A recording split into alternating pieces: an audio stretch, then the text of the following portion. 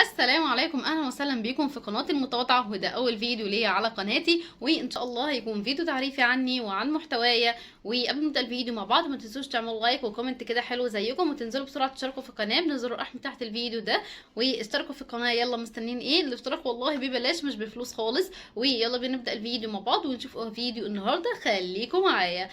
واولا كده انا اسمي مريم الحداد، عندي 26 سنه. وظيفتي الاساسيه يا جماعه ان انا مدرس لغه عربيه وعلوم شرعيه، ولكن انا بحب السوشيال ميديا جدا جدا جدا، وليا اهتمامات بمحتويات كتيره قوي، ومن ضمنهم بقى محتوى ومجال الاعمال اليدويه وشغل الهاند ميد واي حاجه كمان بتتعمل بالايد.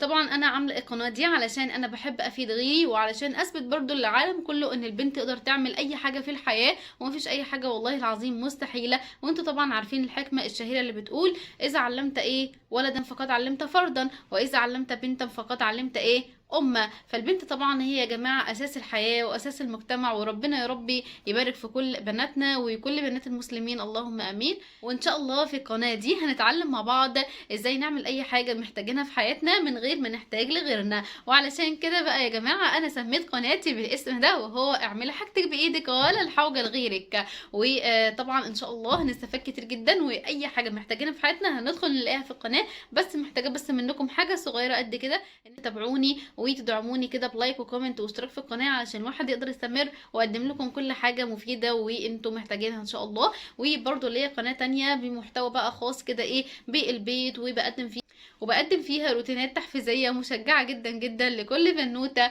مقبله على الزواج جديد، او هي اصلا يعني بقالها كذا سنه، او ست بيت وايا كان بقى مهتمه بالديكورات وحلو وافكار. فهتلاقوني بقى بقدم الحلو الافكار دي وحاجات كده جميله تخلي بيوتكم دايما كده هاديه ومريحه، وبصوا يعني دايما كده انيقه وجميله بيكم ان شاء الله.